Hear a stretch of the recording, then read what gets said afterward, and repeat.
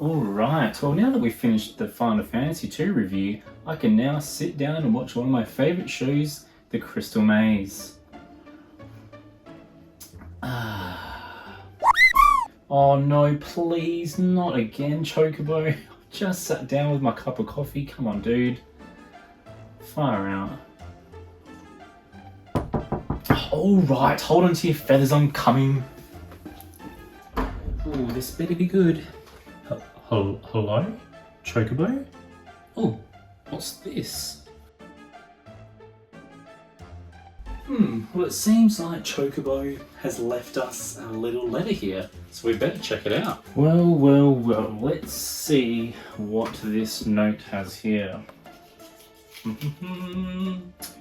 Review Final Fantasy 3, but I've just finished Final Fantasy 2. Well, you know what? I ain't arguing with this bird. I've seen its claws and let's just say I ain't messing with it. So let's jump in and let's review Final Fantasy 3. After playing through the first original Final Fantasy titles, we make it to the world of Final Fantasy 3.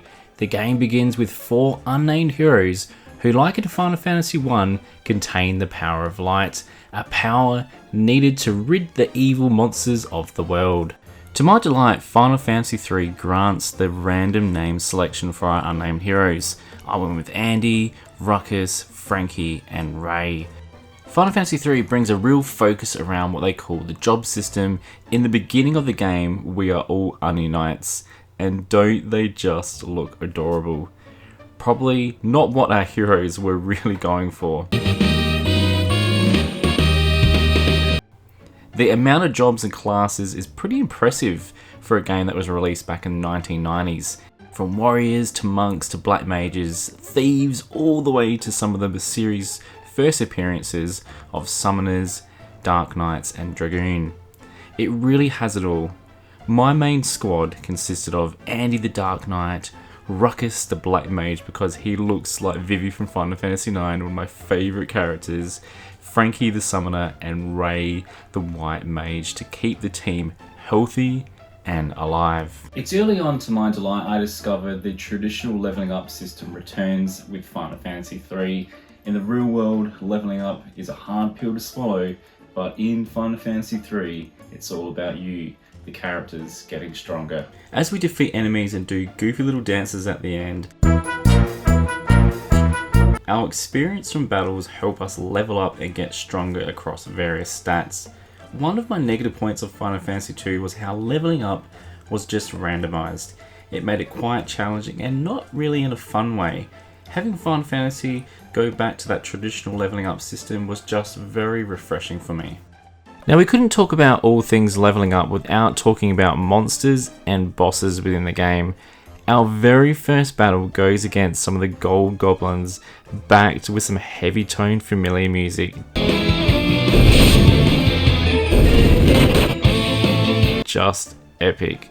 One of the strong points of Final Fantasy 3 was its monsters and their designs. They just looked really good. From killer bees to mummies to lizardmen, all the way to the classic bombs, it really had something for everyone. Picking some of my favourite monsters within this game would be quite a challenge, I must say.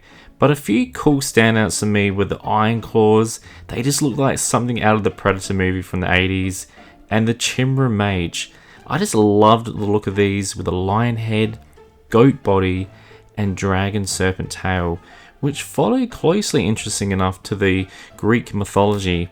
Final Fantasy 3 is jam-packed with some amazing bosses, and I just love the thought and details that went into each and every one of them. For the most part, a lot of the bosses weren't too much of a challenge, but at times grinding a few levels was needed to progress further into the game. Final Fantasy 3 had some real standout bosses. Gusto, one of the early bosses, looking big, strong, especially during the battle, holding on to his big snake. Boss Odin is one of the best looking bosses, looking truly epic on his horse mount. The boss packs some heavy hitting moves, so best take caution with this one. One of the most unlikely bosses was Echidna. This monster of a boss in Greek mythology is the mother of Cerberus and Chimera. Not a mum you want to piss off, that's for sure. Quite a challenging boss, but if you grind a little bit on your way, you should have no issues breaking her into 1,000,000 pixels.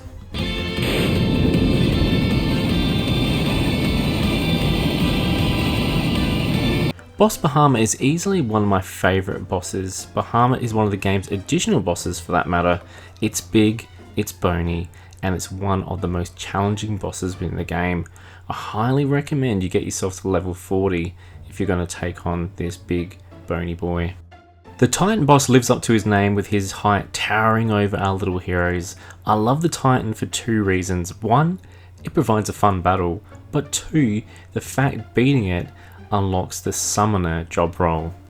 Summoning in the world of Final Fantasy is a huge deal. I know for me, I first discovered summons when I was playing Final Fantasy VIII back on the PlayStation 1 of all things, and that love for summoning grew when I used Yuna in Final Fantasy X, and I was just blown away with the graphics at that time. And for those that don't know, summons are powerful monsters that are called upon in battle to fight alongside the summoner. In Final Fantasy III, these powerful summons are essential in helping you progress to the end stages of the game with ease.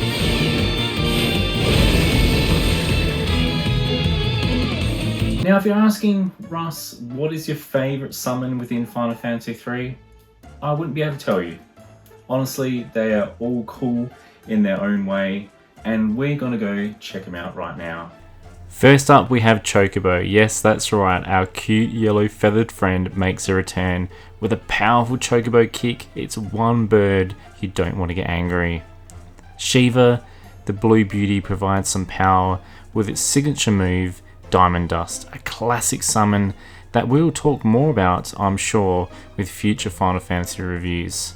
Ramu, a powerful wizard-looking summon with Judgment Bolt, basically casting a huge electric bolt.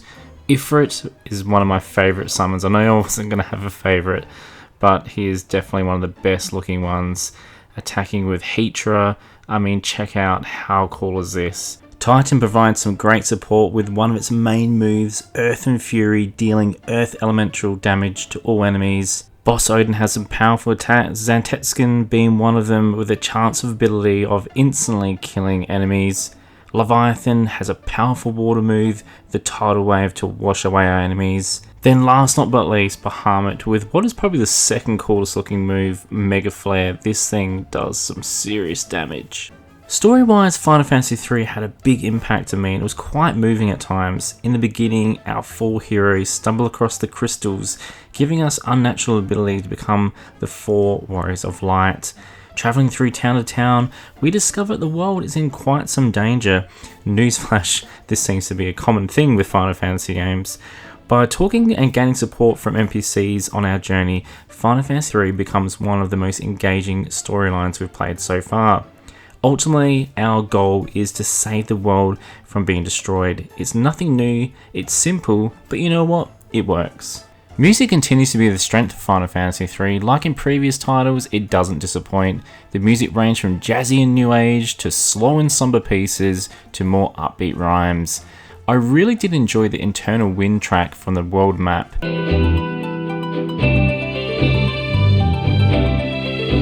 While we're talking about the map, it certainly did to me look a lot more sharper and it was easier to navigate around the map itself. I'm not sure whether that was a pixel remaster thing, but it certainly was an improvement over the previous two titles. Graphically, Final Fantasy III is really good, especially for a game of its age. I know I'm playing the pixel remaster, but I can really appreciate the time and details that went into the environments, the townships, the characters, the monsters, the bosses. Everything just looks really, really good. And I like the fact that they made the game a little bit more linear. And what I mean by that is when you go into things like the caves and those sort of things, they are much more easier to navigate around. You're not going into these big dead-end areas and having to backtrack. Everything just seems to flow a lot more nicer with Final Fantasy III, and I love that. Vehicles make a strong comeback in Final Fantasy 3. We get Cid's airship early on in the game to only have it destroyed. You can ride the chocobo to get around, but once you get the airship, the chocobo is a little bit useless, unfortunately. The Viking ship, the Enterprise, is a great ship for getting around the sea.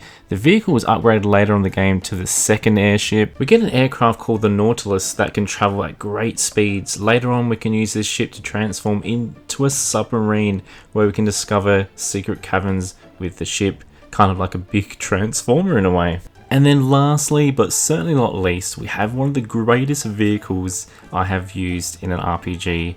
And I've played a lot of RPGs in my life, I can tell you that. This vehicle, the Invincible, has 4 beds for your team to rest, free of charge for that matter, an area to call upon a fat chocobo of all things. The ship has shops, it has the ability to purchase weapons, armor, magic. Basically, it's your very own mobile home.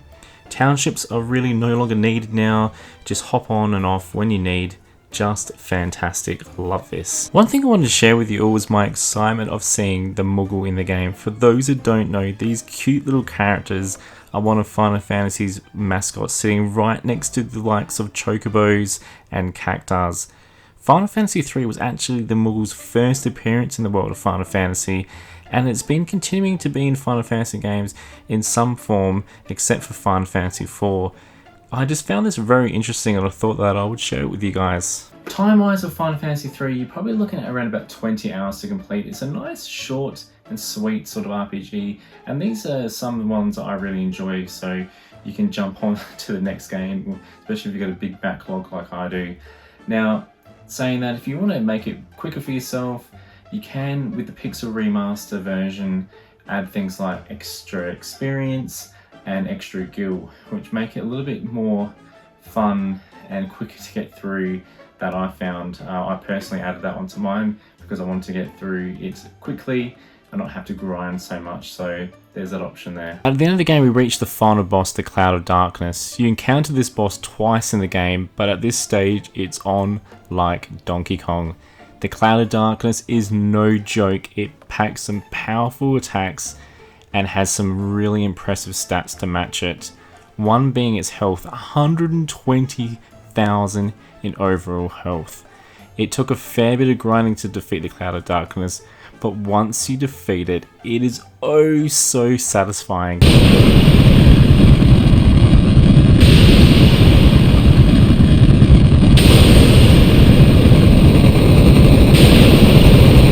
Overall, Final Fantasy 3 was a truly memorable game for me, and I really enjoyed playing it from start to finish. There wasn't really anything I could really complain about. I just loved it. It was great. It had great characters, had an awesome storyline. I just really enjoyed it for what it was. It was nice and short and sweet, which just made for a great experience. And I honestly can't wait to continue on with this review series with Final Fantasy 4. It's going to be an absolute blast. And I just want to say a big thanks to each and every one of you out there. We recently hit 15,000 subscribers, which just blows my mind. You know, a couple of years ago we were struggling at 2,000 subscribers. To be where we are today is just amazing, and I just want to thank each and every one of you guys for that. If you're new to the channel, please hit that subscribe button.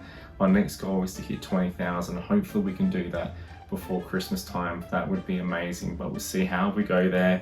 I just want to say a big thanks to all my members who have been supporting the channel. I have recently gone out and bought myself a Mac Studio, and the Mac Studio has been fantastic. It has given me the ability to be able to just edit so much more in comfort. I can sit at the desk now rather than not be hunched over the MacBook Air. MacBook Air did its job at the time, but the MacBook Studio has been a big investment and it's paying off. I'm loving it, especially the Mac Studio screen. It's just so much better to be able to use that to be able to do all my editing. I wouldn't be able to do it without you guys being the members and also my subscribers, so thank each and every one of you for that. Alright guys, stay tuned for the next review. We're going to be looking at Gundam Breaker 4 and then jumping into Final Fantasy 4. Next Final Fantasy review is going to be such a blast coming up. As always, don't forget to subscribe, fools. See you later.